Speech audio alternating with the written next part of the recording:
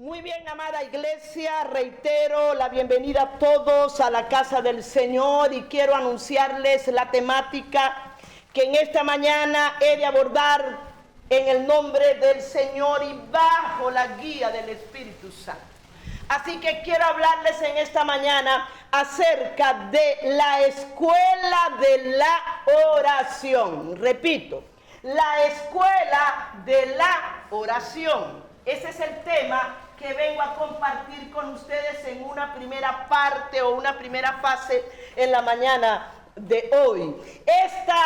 Este tema de la escuela de la oración, hermano, está fundamentado en la palabra de Dios. Ahora bien, la realidad por la cual necesitamos ingresar a la escuela de la oración es porque nadie nació aprendido.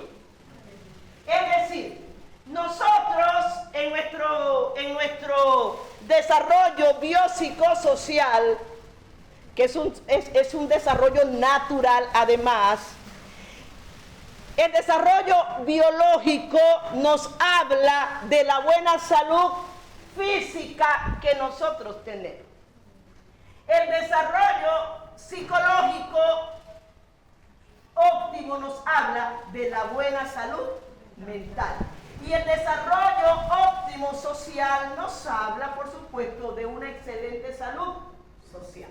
La realidad que tenemos es que esa palabra, el desarrollo biopsicosocial o evolutivo del niño, la realidad que tenemos es que todo esto no se adquiere jamás y nunca jamás de este lado de la gloria en un 100%, porque el ser humano lleva el germen del pecado.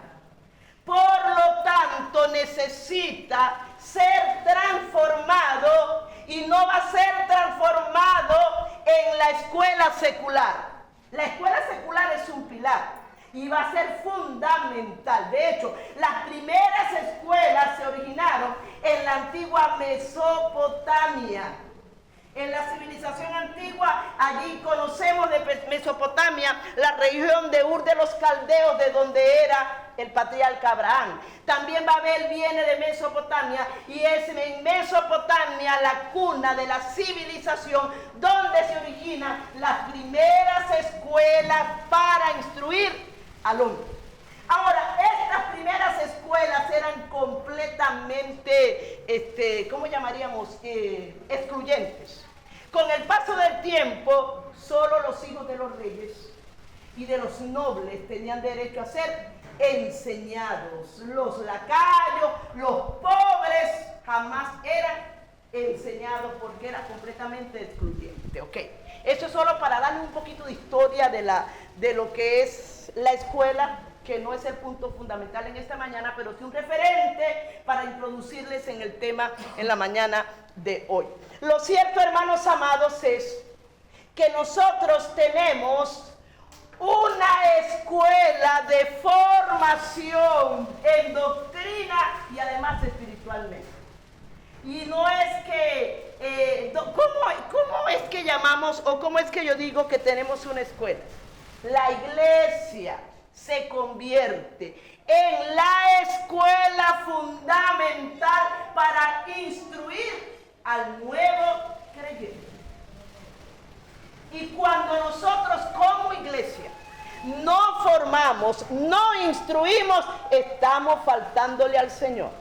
Y la realidad es que nosotros no estamos dando todo lo que tenemos que dar en cuanto a la formación de nuestros nuevos creyentes, pero lo estamos intentando en el nombre del Señor.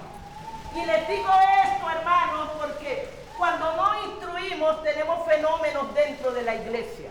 Y ese fenómeno, oye, no todo fenómeno es una cosa deformada con cachos y llamamos fenómeno aquello que es amorfo, que no tiene forma. Y nosotros tenemos en nuestras iglesias ciertos fenómenos. ¿Me estoy explicando? Ahora, si esto es antes de hablar de la escuela de la oración, Dios mío, pero es que necesito decirles esto, hermano. Miren, hay personas que van a una última noche y están allá en la última noche. Pero también vienen a la iglesia, pero la iglesia no les ha dicho que hay una relación de una última noche con un culto a los muertos que tiene origen en el paganismo. Hermanos, eso es solamente una cosa insignificante. O que alguien diga, voy a la rifa donde un bingo, allá donde voy a estar. Pero es que eso no tiene relación con lo que yo profeso. O que de repente usted tenga hasta un dije en una cadena que le esté diciendo culto a Satanás. Y si usted no ha sido instruido, muchas cosas nos las va a decir el Espíritu Santo, pero la realidad es que no todos tienen el mismo nivel de comunión con el Espíritu Santo. Y como no todos tienen el mismo nivel de comunicación con el Espíritu Santo, a más de uno les va a faltar el discernimiento. Y ahí es donde juega un papel fundamental la iglesia como escuela de instrucción para sus nuevos creyentes, hermanos. Ahora, estamos hablando, o quiero hablarles de la escuela de la oración. La escuela de la oración. Y podemos preguntarnos en esta mañana, si hablamos de la escuela de la oración, ¿será que no sabemos orar? ¿Ah? O podemos hacer nosotros varias preguntas en esta mañana. ¿Será que no sabemos orar? ¿Será fácil orar? Esas son preguntas. Otra pregunta sería, ¿por qué debemos orar? ¿Cómo debemos orar? ¿O cuándo debemos orar? Son mis preguntas que a simple vista parecen tan sencillas, pero que cuando las llevamos a nuestra vida, la realidad nos va a decir que muchas veces no sabemos orar. Y esto lo dice el apóstol Pablo cuando se dirige a la iglesia de Roma en el capítulo 8 de Romanos y les dice, ¿qué hemos de pedir como conviene? No lo sabemos. Y muchas veces no sabemos orar. Y es hasta lógico, porque nosotros militamos, siempre voy a decir, de este lado de la gloria en la vida eterna. Y nosotros no tenemos cuerpos glorificados ni estamos conociendo al Señor a plenitud. Hay muchas cosas que las vamos a tener que aprender. Unas las vamos a aprender en obediencia y otras con un latigazo. Y yo he aprendido muchas cosas con un latigazo. Y el latigazo de Dios duele a profundidad. El latigazo de Dios nos dobla delante de su presencia.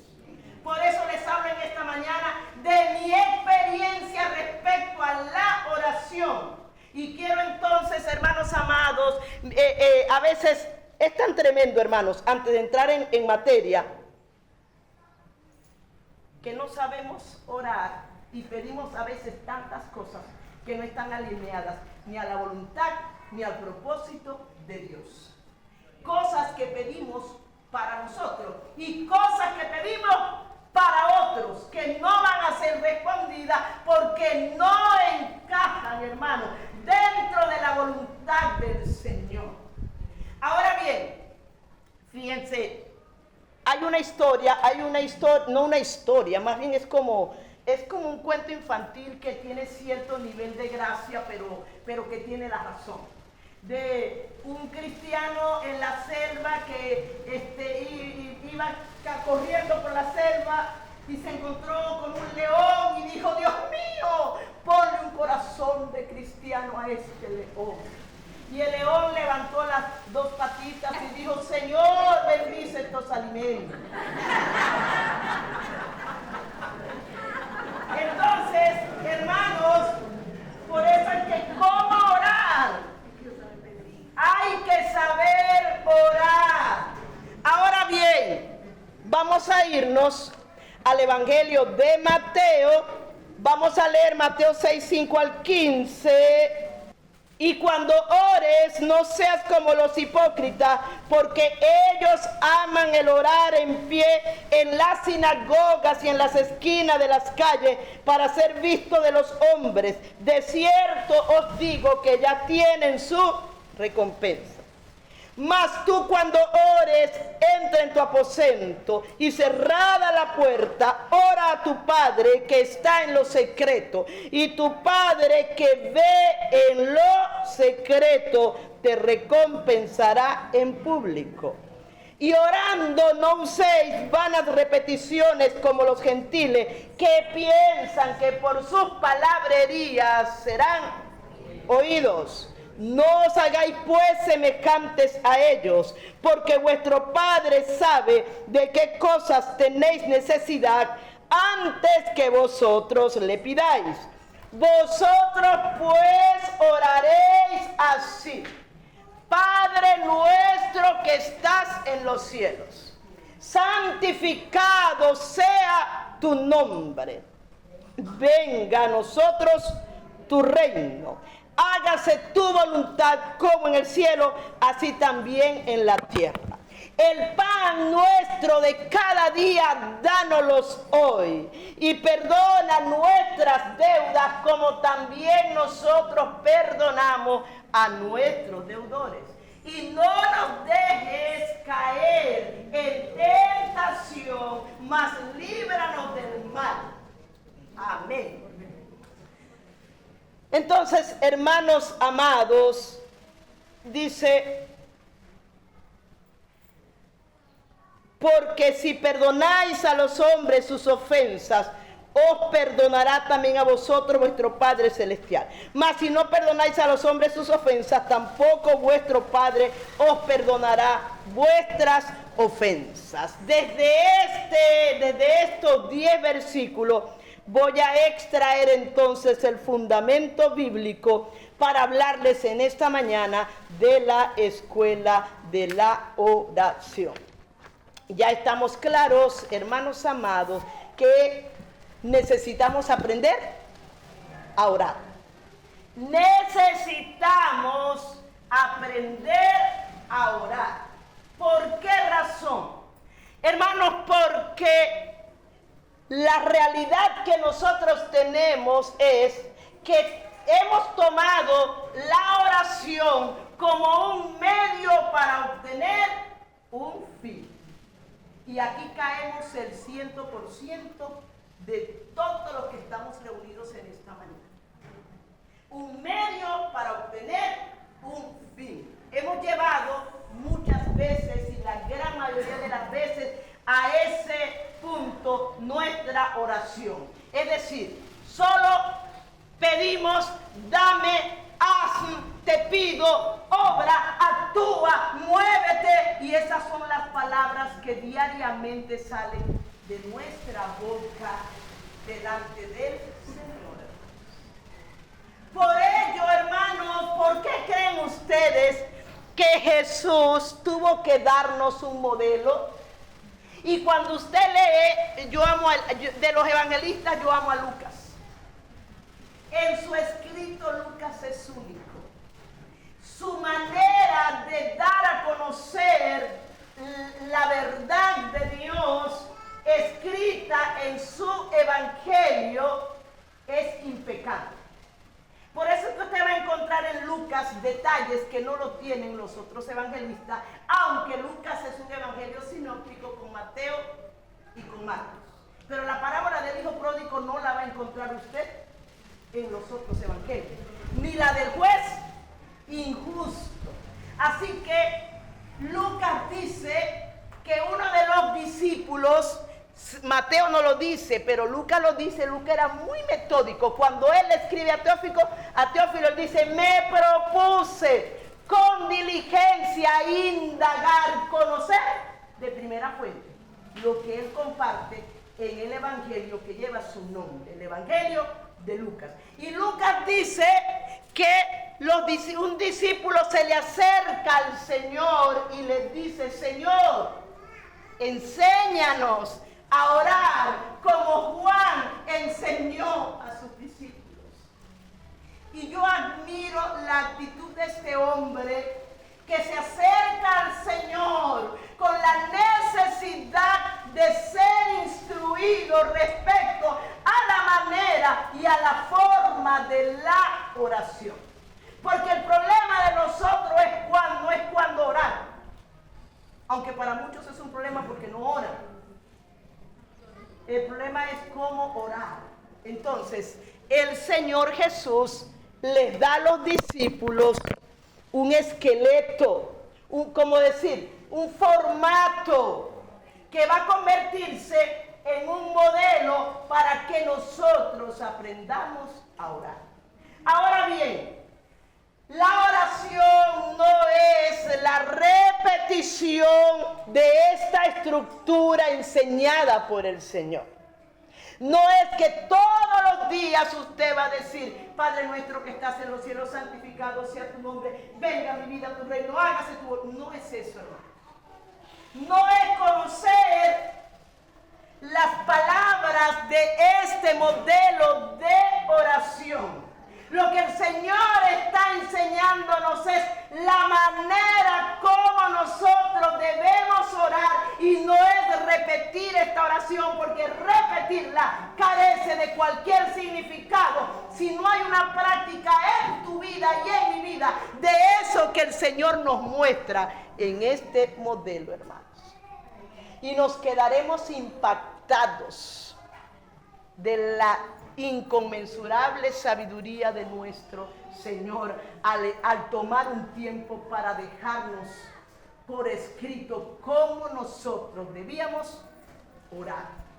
Y esto no tiene que ver para nada que yo todos los días voy a hacer la misma oración. No.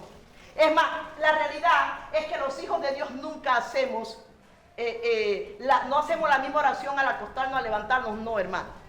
Nosotros, claro, hay oraciones que las hacemos todos los días, como: Señor, perdóname si yo te ofendí porque te fallamos. Esas son oraciones que muchos de nosotros las hacemos diariamente, o que otros nunca las hacen en realidad. Pero el cristiano genuino todos los días de su vida va a orar. El cristiano en proceso de formación va a tener que aprender a orar. Y muchos de nosotros vamos a aprender, les digo, insisto, con un latigazo fuerte, con un proceso que nos lleve a ser transformados por medio de la oración, hermanos amados. Porque muchos pensamos que a orar es: Padre, en el nombre de Jesús reprendo ya. Eso no es solamente el orar, hermanos. Nosotros hemos olvidado, Israel lo olvidó completamente, cuál era el significado de la oración. Y el significado de la oración antes de fajarnos a pedirle al Señor es el medio para glorificar su nombre. Es la manera, es el mecanismo que Dios nos ha dejado para tener plena comunión con Él, para conocerle, amada iglesia, para exaltar su nombre, para honrarle, para alabarle. Y en la medida que le adoramos, postrados en su presencia, vamos a conocer más de su soberanía. Vamos a entender que en el cielo están escondidos los tesoros de las bendiciones que Dios tiene reservadas para sus hijos, pero que no disfrutamos de eso porque no estamos sabiendo orar, hermanos. No estamos conociendo a Dios. Y la oración, Dios ha establecido desde el inicio de la creación del hombre, ha establecido el medio para comunicarnos con Él. Por eso es que la lengua, esta expresión por excelencia, es el medio que Dios nos ha dejado más maravilloso. Pero también la lengua es el miembro más largo que va desde el corazón hasta la boca. Entonces necesitamos, hermanos, entender por qué Jesús nos dejó este modelo de oración. Fíjense, ¿cuántos han leído la parábola de la viuda y el juez injusto? Esa palabra tiene detalles muy interesantes, hermano. Es más, el Señor mismo dice, porque lo dice el Señor. Y les refirió, esto también lo escribe Lucas, una parábola acerca de la necesidad de orar siempre y no desmayar. La oración debe ser en su vida y en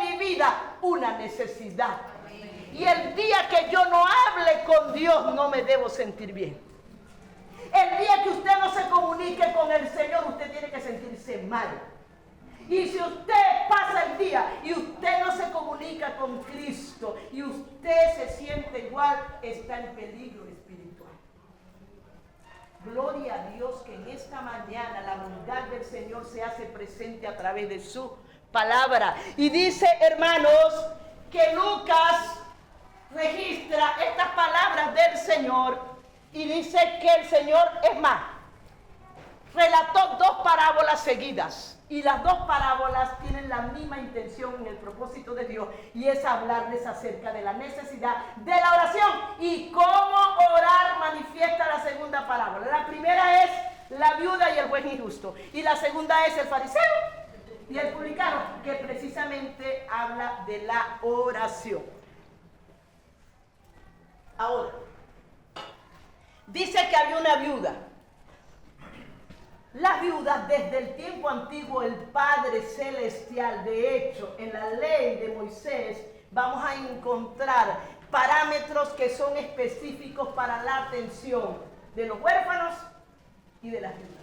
De hecho, uno de los diezmos que se daba en el Antiguo Testamento era para ayudar a las viudas y a los huérfanos.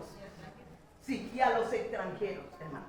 Así que esta viuda asumimos o inferimos que no tenía hijos, porque se dice que era una viuda que alguien, un enemigo malintencionado, le había causado mucho daño, y era tanto así que ella fue a este juez que era injusto y le decía: hazme justicia de mi adversario. Ahí dice, yo asumo que no tenía hijos, porque ella no dice que iba, ella solita iba todos los días: hazme justicia, me han agraviado, hazme justicia. Y el juez dice que no temía a Dios, ni tenía a hombre alguno. Y dice: pero como esta bendita viuda me es tan inoportuna, antes que se me agote la paciencia, yo le voy a hacer justicia. Y dice el Señor: si el juez injusto hizo justicia, ¿se tardará el Señor en responderle a aquellos que claman día y noche? Pero, aleluya, gloria a Dios. Pero hay algo dentro de esta parábola que una vez yo se los enseñaba en casa de Cheo, de Ángela, en casa de sus vecinos. Recuerdo que les enseñaba esto. Hay una palabra en hebreo para orar. Bueno, hay 2, pero la más común es esa palabra hebrea que se escribe, o cuando se pasa a nuestro idioma, es palar. Por eso es que en italiano hablar es parlar, en hebreo es palar. Pero en hebreo esta palabra orar, que es palar, se escribe con 3 letras. O sea, 3 letras porque el hebreo es muy profundo, hermano. De verdad que el hebreo es hermoso. Yo encuentro que el hebreo es más profundo que el griego. Cuando yo ya estudiaba en el Instituto Bíblico Central, ahorita el CEPAD, hermano, usted no se imagina la presión que ejerció durante mis estudios teológicos 3 materias: hebreo, griego y gramática. Pero las que me llevó de Morón para el puerto fue hebreo, hermano. Pero me encantaba, pero era como si me estaban hablando en chino. Y el alfabeto y todos los verbos, bueno, en fin. Pero, ¿sabe que cuando uno estudia, como estudio, no para aprender el idioma, admiro a quienes aprenden el hebreo, pero cuando uno lo usa para estudiar y profundizar el estudio de la palabra, yo me gozo y me admiro. Por ejemplo, esta palabra palar, que es orar, que es mediar, en hebreo se escribe con 3 letras. La pi, recuerden que el hebreo tiene una particularidad. El hebreo no se escribe como nosotros, que escribimos ¿de dónde? De izquierda a derecha, no. El hebreo se escribe de derecha a izquierda. Y son 3 palabras que tiene estas 3 letras, palar. La pi, ¿verdad? En el hebreo antiguo existían los pictogramas. Por eso es que en el hebreo antiguo cada una de las letras del alfabeto hebreo tenía un dibujo. todas las letras estaban identificadas con un dibujo. Y cuando nosotros vemos la palabra orar en hebreo, la pi, que es la P, el dibujo era una boca. Y luego la lamed, que es la L, era 2 veces L, 2 veces lamed, tenía la L un bastón o un callado. Así se representaba. ¿Qué significa? El bastón, que es el mismo cetro que usaban los reyes, es símbolo de autoridad. Por lo tanto, cuando oramos, mi boca, las palabras deben estar dirigidas a aquel que tiene el poder y la autoridad como rey para responder a nuestras peticiones según la voluntad y el propósito de nuestro Dios divino. Pero a veces cuando vamos a la oración, y no solo señalo a usted, me señalo a mí, a veces vamos, pero sí, reconociendo solo de labios que ese Dios tiene una autoridad tan grande, lo puedo decir, pero a la hora de la chiquitita, hablando en criollo, yo no estoy conociendo, no estoy de verdad creyendo en ese rey tan majestuoso y soberano. Por eso es que cuando oramos, nuestras palabras están dirigidas no a la reina de Inglaterra, no a ningún humano, al legislador del universo, al autor y dador de la vida, al soberano, al absoluto, al supremo. Ese es nuestro Dios. Aleluya. Bien, hermanos, vamos a avanzar y vamos a ir conociendo. ¿Saben qué es tan hermoso? Porque tomando un estudio de uno de mis maestros bíblicos favoritos, tengo no muchos, pero para mí el doctor John MacArthur ha sido uno de mis mejores maestros. Y él habla de este modelo de oración.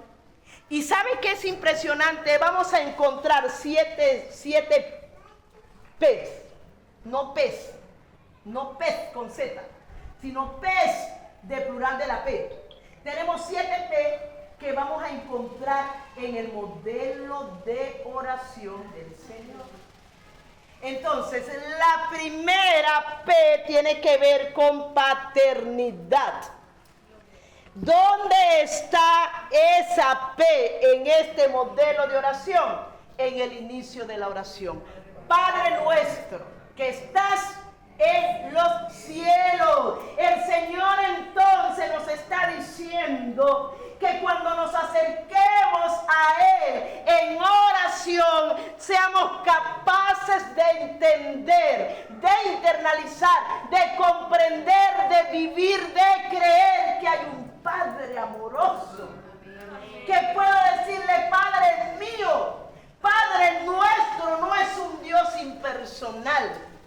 Un Dios impersonal es un Dios que no tiene relación con sus hijos, o es un rey que no tiene relación con sus súbditos. Un Dios impersonal es un Dios que no se conoce, no se sabe cómo actúa, cómo acciona, cómo es su carácter. Pero nuestro Padre es un Padre personal, es un Dios que está al alcance de una oración genuina y sincera de sus hijos. Es un Padre que no hay necesidad de sajarse como lo hacían los sacerdotes de Baal para que el demonio de Baal les oyera, y se sajaban y se herían y gritaban. Dios no necesita que nosotros le peguemos Padre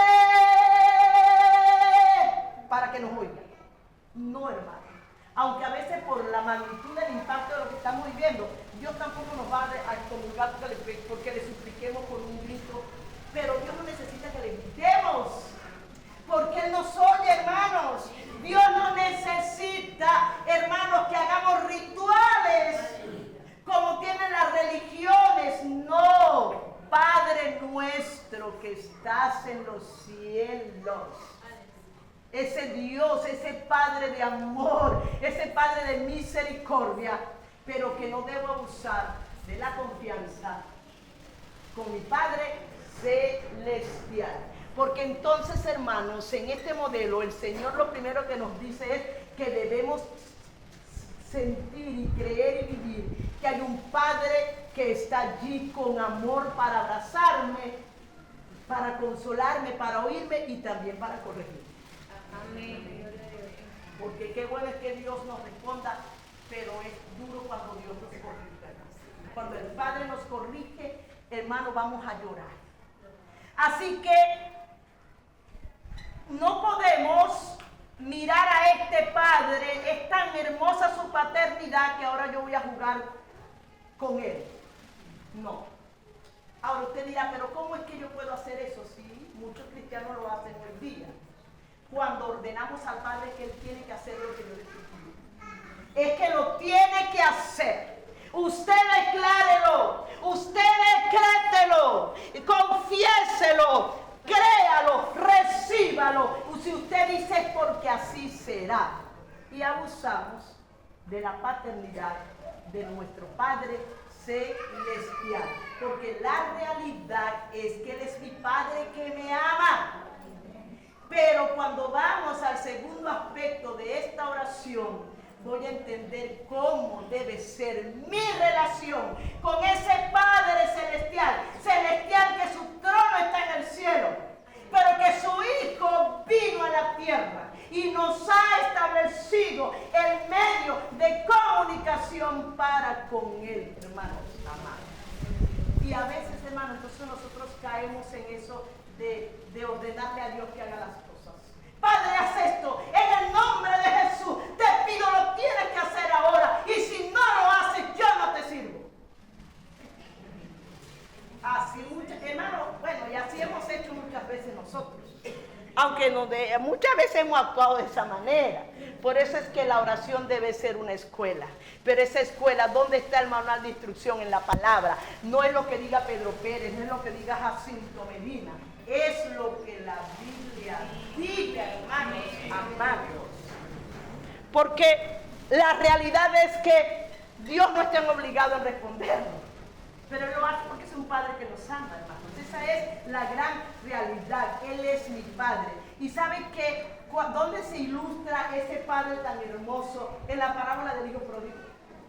Cuando el Hijo vuelve a casa del Padre, vemos ese Padre representa a nuestro Padre Celestial, que fue y tuvo un gesto tan impresionante de amor, que el Padre abraza al Hijo y le besa el cuello. Y hay en la antigüedad o en la cultura hebrea, vamos a ver varios tipos de besos.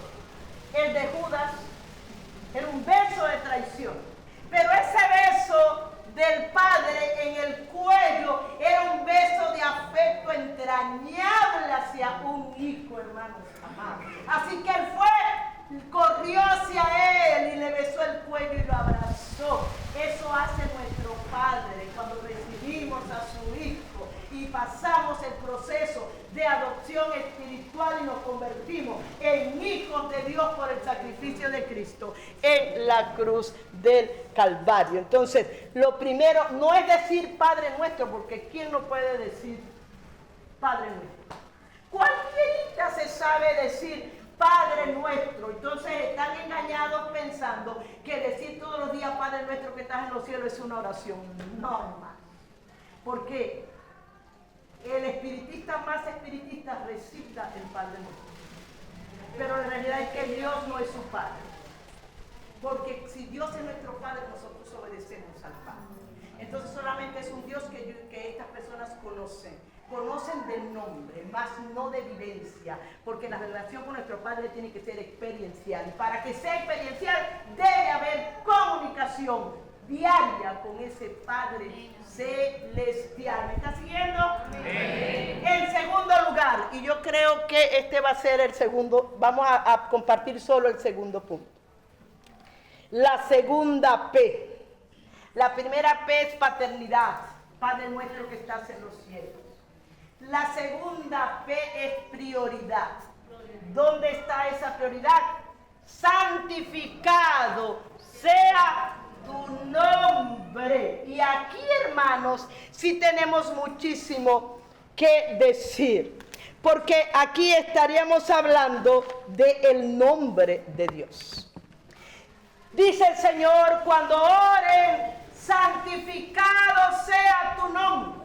La realidad es que el Señor no nos está diciendo, ustedes todos los días repitan, santificado sea tu nombre. Este santificado sea tu nombre habla de que yo estoy llamado a santificar el nombre de Dios continuamente, diariamente en mi vida. Porque nosotros no podemos hacer a Dios santo. Porque uno de los atributos gloriosos de Dios es su santidad. Él es santo. Nosotros no somos santos. Nos ha sido imputada la santidad de Dios de forma, hermanos, posicional y progresiva. Dios nos hace santos, que es igual a apartados. Santos, hermanos, no es que somos espíritus que no reímos, no cantamos, no comemos una torta, somos espíritus andantes. No, hermanos, santo es diferente, consagrado, apartado para el Padre Celestial en Cristo Jesús. Pero santificado sea tu nombre, habla de la manera en la que yo como hija de Dios, conociendo a mi Padre Celestial, estoy llamada a santificar el nombre de Dios. Y santificar el nombre de Dios, hermanos, va a implicar muchas cosas. Y cuando nosotros nos vamos a la Biblia, Israel profanó tanto el nombre de Dios. Porque, hermanos, el nombre no es un título.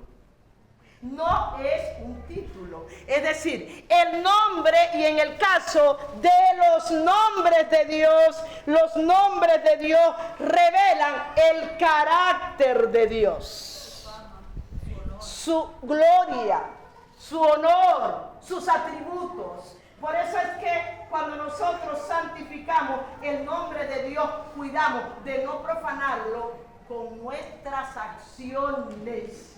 Podemos profanar el santo nombre de Dios cuando hacemos afrenta a su santidad. Y cuando yo hago afrenta a la santidad de Dios es cuando juego con el pecado y me olvido de dar reverencia, porque santificar el nombre de Dios tiene un nivel de reverencia y de respeto en mi vida ante mi Señor Jesús. Por eso es que cuando hay palabras que salen tan ligeras por nuestra boca, profanamos el nombre santo de nuestro Dios. ¿Usted me está siguiendo? Amén. Fíjese, los nombres, inclusive los nombres en la antigüedad, si usted lee los 12 hijos de Jacob, cada uno de sus hijos, su nombre tiene un significado. Toditos, hermanos. Cuando leemos el libro de Daniel, o vemos qué significa Daniel. Dios es el juez. ¿Y quién fue el juez de Daniel? El Padre lo defendió del foso de los leones, de tantas cosas, hermano. Miguel o Miqueas, ¿quién como Jehová? Y así sucesivamente vamos a ver que en Israel los nombres tenían un significado que decía algo, hermano. Ahora, el nombre de Dios, nombre en hebreo es Shem, pero el nombre de Dios o los nombres de Dios vienen a revelarnos su carácter. Por eso es que cuando santificamos el nombre de Dios, una manera de saber si estamos santificando el nombre de Dios en nuestra vida es, número uno, estamos creyendo en Él.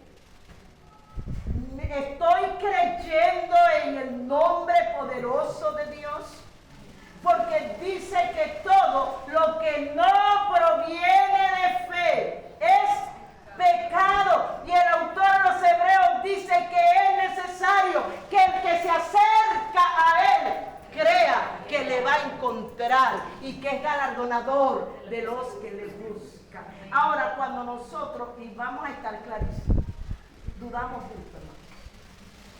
Dudamos mucho. Y cuando dudamos, no estamos santificando el nombre de Dios con nuestra vida. Por eso es que en la oración el Señor me tiene que enseñar. La oración no es yo no lo voy a enseñar a usted a orar. El Señor lo va a enseñar a orar cuando usted conoce la manera como Él dijo que oráramos, hermanos amados. Otro aspecto, si yo estoy santificando el nombre de Dios, es si yo estoy siendo fiel a su doctrina. Si yo estoy siendo fiel a lo que Él me enseñó en su palabra. Por eso es que esta cantidad de doctrinas equivocadas y erróneas que se está enseñando hoy detrás del movimiento de apostasía, están profanando el nombre de Dios, y es el nombre del hombre el que está subiendo al primer lugar. Esto es profanar el nombre de Dios. Y me voy más allá. Cuando en una relación de noviazgo esos novios traspasan los límites, están profanando el nombre de Dios. Cuando en nuestro matrimonio traspasamos los límites, siendo Dios el centro de nuestro matrimonio, estamos profanando el nombre de Dios. Cuando nuestros ojos se desvían hacia aquello que no es lícito, yo estoy profanando su nombre, porque su nombre es santo. Y cuando yo veo aquello que es pornográfico o que tiene niveles de brujería, de espiritismo, pero que me fascina porque lo veo en el teléfono, en YouTube, en donde sea, yo no estoy valorando el santo nombre de Dios, lo estoy echando a un lado, y eso es profanar su nombre, hermano. Y eso no lo podemos adornar. ¿Cómo lo adornamos? Porque es fácil decir yo creo en Dios.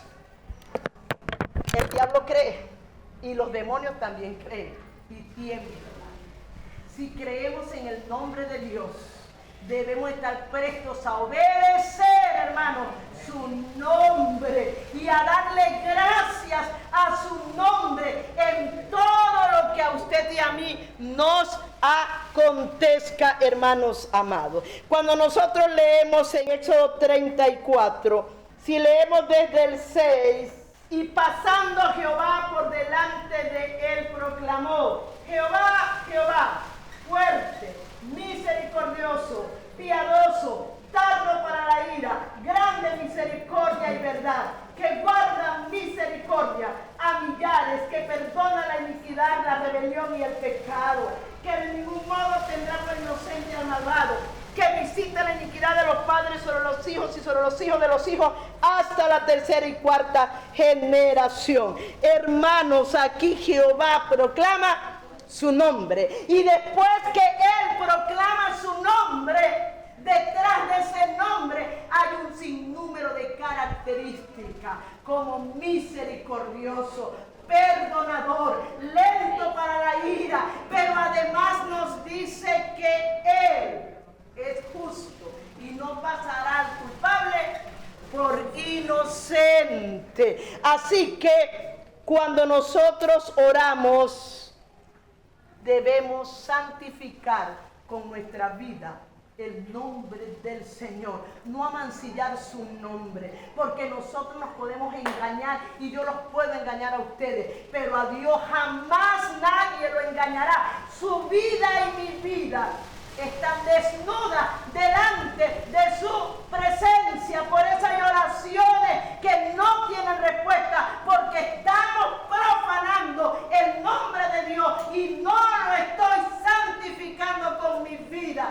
La voluntad de Cristo es que santifiquemos su nombre con nuestra vida. No es decir, porque es tan fácil decir santificado sea tu nombre, pero si hay odio en el corazón, si hay resentimiento, si hay aquellas cosas, no estamos santificando a Dios nada. Y no es que estas cosas no van a venir, sí van a venir, pero no pueden hacer casa en nuestro corazón, hermano. Sí van a llegar, pero así como llegan tendrán que irse, si en verdad quieres y deseas santificar el nombre del Señor. Fíjese que hay tantos nombres para Dios, porque, y con esto termino, hermanos, esta parte, ¿verdad?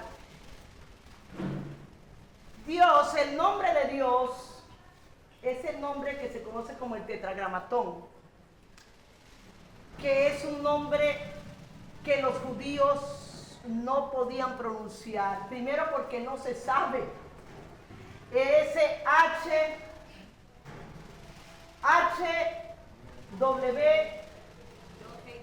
Ajá, Yohei Banhei, que es HW, creo que es YH. Ese nombre, hermanos, que es el nombre de Dios, ese nombre es el mismo gran yo soy, que algunas versiones se ha traducido como Yahweh o como Yahvé, pero la realidad es que es un nombre desconocido en su pronunciación, no en la acción, porque Dios está revelado a toda la raza humana. Pero ese nombre, los judíos llegaron a profanar tanto el nombre de Dios, porque ellos cuidaban tanto la escritura de ese nombre. Pero es más, hermano, era tan impresionante que ellos, para no escribir el nombre de Dios, ellos agarraron y le colocaban en las traducciones, cuando escribían, el nombre de Adonai. Para no decirle Yahweh, le colocaron Adonai. Ahora, Adonai es el nombre que con el tiempo se transliteró en el nombre de Jehová. ¿En qué sentido? Es decir, ese Yahweh, ellos le colocaron las vocales de Adonai. Entonces al colocarle las vocales de Adonai, ese Yahweh pasó a ser Yahová.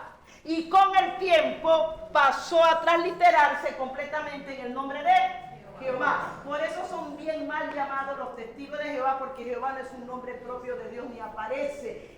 Sí aparece en la Biblia, pero es una transliteración.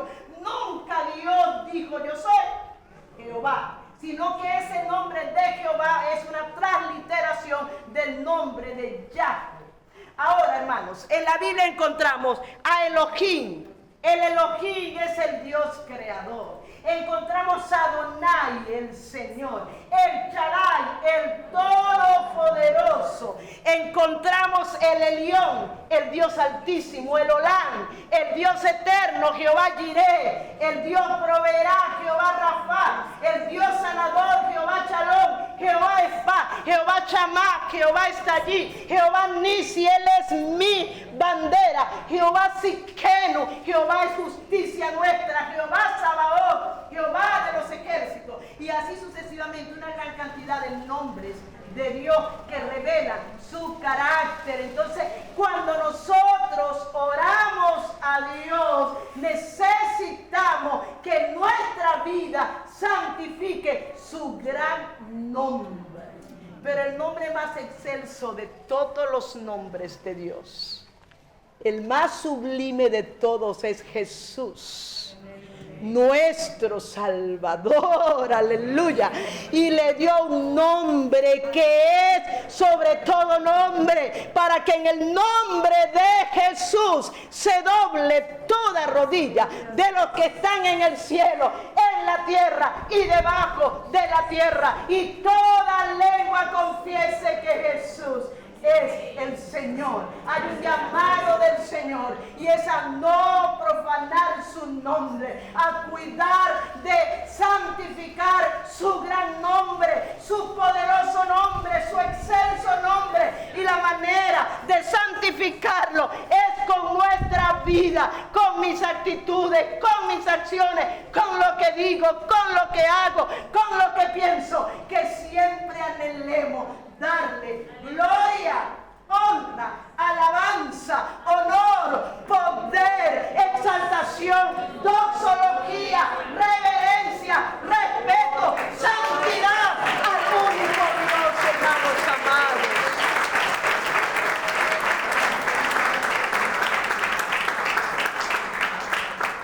Así que, hermanos amados, valoremos entonces el significado de la oración y estemos dispuestos, amada iglesia, a ingresar a la escuela de oración para ser formados por el Espíritu Santo en la materia de la oración. Quiero que usted incline su rostro.